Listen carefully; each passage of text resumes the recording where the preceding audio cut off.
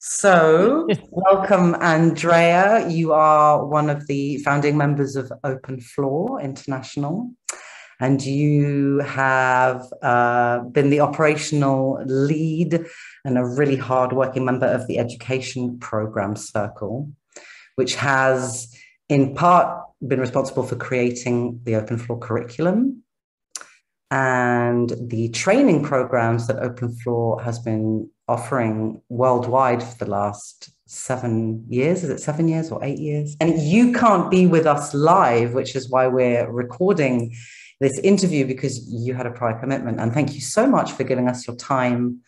From everybody watching, we really appreciate that. Even though you couldn't be with us here today, you're here with us a few weeks ago. So hi.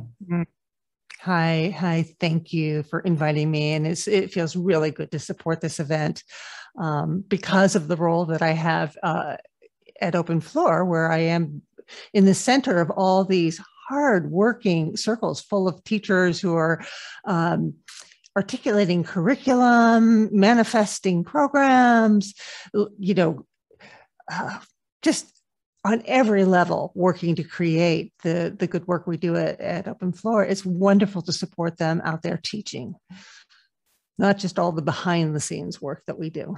So we're going to have 48 hours of Open Floor sessions right across the weekend and right across the time zones, because we have 250 Open Floor teachers, and they're on most continents, like they're on 4 out of the 5 continents. Yeah. So what are we expecting? What are we going to be looking at these sessions, Andrea? What I would imagine is that you're going to find the different doorways and windows into embodiment through a lot of different cultures, a lot of different age ranges, a lot of different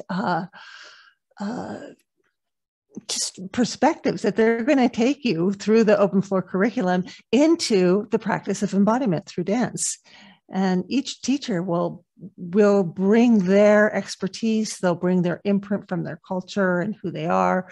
It's one of the things I love about our curriculum. It's a language, but who's speaking it is what's most important.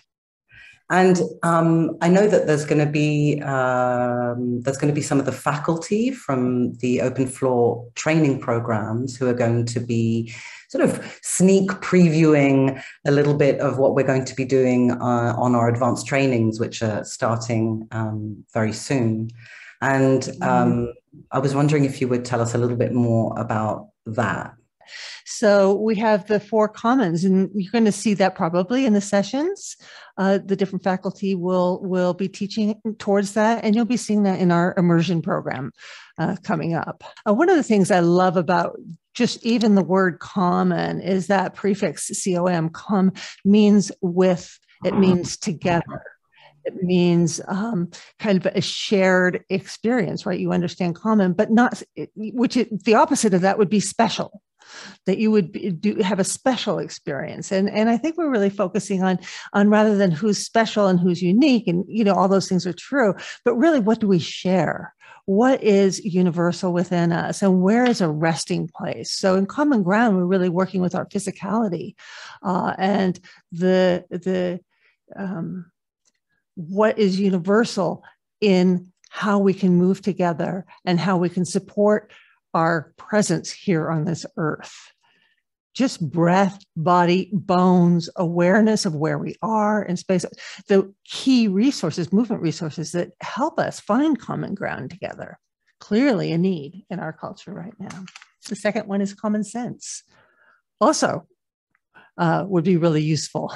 And what we mean by sense is emotional intelligence, that we have a common sense. Like when you use that phrase just kind of colloquially, you would say, use your common sense, which means not your special ideas, not your radical ideas, but just what feels basic and fundamental, right? Common sense. And so we work with movement resources, movement practice to support emotional intelligence, connection. How do we relate to each other? How do we deal with our longings, our shutdowns? All of those are embodied processes that we focus on more in the Common Sense program. And then we have common knowledge, which is the realm of the mind, which is also certainly a part of our body, our thoughts, our imagination, our meaning making, memories, beliefs, identities, all of those things we see also as body experience, and that how we move and what we learn engaging in movement with ourselves and with others can help us find what do we value and understand as common knowledge. Common knowledge. What is it that we're all going to hold as valuable and useful in our minds, rather than a set ideas? We're looking for the process of mind, the body of mind. And the fourth immersion, or the fourth phase of our work here, is common good, which is, as it sounds, is like, where do we find goodness? Where do we share benevolence, gratitude, many of the transcendent emotions that can be supported by embodied work? And we look for the resources that support that. How do we extend beyond our individual self? Where do we listen to that kind of the deeper whispers of what has meaning for us, and how can we spread goodness beyond oneself, one's family, one's culture? How do we unite in goodness? Yeah. So those are our four immersion programs, and four in like realms, ways that we can articulate our work with the core movement resources. This open house that's coming, I think you're going to find every single teacher working on one of those levels or another, or all of them, all at the same time. That sounds like a really rich and kind of 360-degree exploration, body, heart, mind, soul, of what it means to like be a human being. That's it sounds really exciting. And I know that we're, as well as having faculty from the training program who are going to be running sessions on the Commons, we're also going to be having some really experienced teachers and some new and emerging teachers who are going to be showcasing Open Floor special programs, one of which is Therapy in Motion. And we also have Embodied Sexuality and Art in Motion. And I'm wondering if you would like to introduce them for us and tell us what we might be seeing or why we might be seeing it. Right. Well, it's wonderful to have these applications of open floor curriculum a little bit more specified for in therapy in motion for therapists, for people who are speaking a therapeutic language, who are working with certain objectives and constraints, and how to bring good embodiment language there, not just to the therapists and their clients, but to people who might need to be clients who would never have even thought that that was a possibility, can't afford it. There's a way that we can offer embodied therapeutic work, I think, in group settings that is much more affordable than individual therapy. It's not a replacement, but it's certainly a fabulous addition. And so I think therapy in motion, you're going to see some of that. Art in motion, another application of our embodiment work, is coming from, I think, a lot of different directions. Art as the product, right? Art as the product, and versus art as the process of art making as being healing and valuable and connecting. And also a way of very deep soul searching. So I think there's a lot of soul work that's going into the Art in Motion project, as well as it's funny, professional artists looking for ways to deepen their experience and find deep, new pathways of creativity. So I think Art in Motion is coming from, probably a shamanic perspective, as well as a artistic perspective, as well as a therapeutic. All the ways that we know that creative arts is very therapeutic. So that's the art and motion circle. They've been hard at work, a lot of beautiful teachers there. I'm so sorry, I'm going to miss it. And then we have embodied sexuality, which is a department and circle I feel really strongly about. These are people who are holding the healthy expression of libido, the healthy expression of sexuality, and the fluidity and the possibility that's possible there when you create a grounded, respectful, consent-oriented environment, using embodied movement to increase our awareness, increase our capacity, and increase our erotic language without having to be explicitly sexual, but to start to bridge the embodiment into what might be more private sexual expressions. So, and that circle is coming at it from so many different directions, from more traditional sex education for kids, from more, gender fluidity, from all sorts of, what would I want to say? For me, out of the box perspectives on sexuality. In Open Floor, we really work with moving and including. So rather than pathologizing anything, we bring it in and say, well, how can we bring the best of us to that, whatever that is that's needed or desired?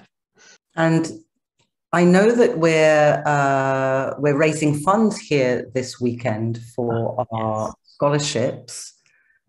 And I'm wondering if you can tell us a little bit more about why Open Floor is offering these scholarships. We've offered 11 scholarships to underserved populations over the last 12 months. Also, thanks to some of the funds that $11,000 that we raised last year at Open House. Why is this so needed? There is an inequity in our cultures right now, particularly around who gets opportunities for what, who is privileged and who are underprivileged, who are well served by the way things are working and who are completely forgotten by the way things are working. And Open Floor, we all, as the founders and all the working members, we have been committed to being a nonprofit organization in support of our communities. And communities can end up being a bit of a bubble. And we're part of creating a diversity fund and really working for scholarship for that is so that we can invite people outside of our bubble who may not even have the idea to do this, much less want to pay for it, that you can start to extend an invitation when it's not so expensive that they can't come or and I love the 24 hours all along, because I think it's very easy to get time centric as well. Everybody has to come on American time. And I'm hoping some of our classes would be done in a different language than English too. That would be wonderful. And we certainly with our curriculum are moving in that way. The Diversity Fund also helps us with that. We're allowing more and more people from different countries. I know in our TIM Therapy and Motion Lab coming up, we have a lot of people from South America, thanks to the Scholarship Fund. Their funds are in the basement. And so then we're looking at, we have a lot of Spanish speaking people. Who do we have on our staff that can support our Spanish speaking people? And how can we start to translate our materials? So it's kind of a bottom up blossoming of our international culture that we really, really want to support. There's going to be something for everyone, I think, over the next 48 hours, right? Yeah. Melanie, what are your suggestions for people who are taking part? Maybe people have been taking part for a while now online. They're used to it. This is nothing new to them. But also suggestions. And so maybe they're looking to deepen their work. They're looking to open up something else. Or maybe this is really their first time. They've never done anything like this. And so I'm wondering if you have any suggestions for both of those types of people. If you're new to this, I would say follow what feels good. Follow what if you start a class and you think, oh, wow, that's just not my place, it's okay. You can just back up, drop out of that class, find what feels good, find that what brings you joy, find what where it feels playful and positive, supportive, permission giving, because that's where your body will open up. If you're pushing yourself in any way, your body is not going to accommodate you with anything other than your own effort and defenses. So yeah, look for the joy, look for delight, look for what you feel you can say yes to. So that's what I would say if you're beginning. If you're an old hand at embodiment practices and you're perhaps a teacher yourself in embodiment practices and dance practices, I would say choose the teachers you don't know. Choose somebody from a country that you don't know. And even if it's one of our, new teachers, maybe not as experienced even as yourself, there's so much to be learned from the different perspectives that someone will bring as a teacher from where they're standing. So I would say there's a lot to be learned, particularly if you do already know kind of the ABCs of embodied dance, of engaging with the unknown. I think that's really important.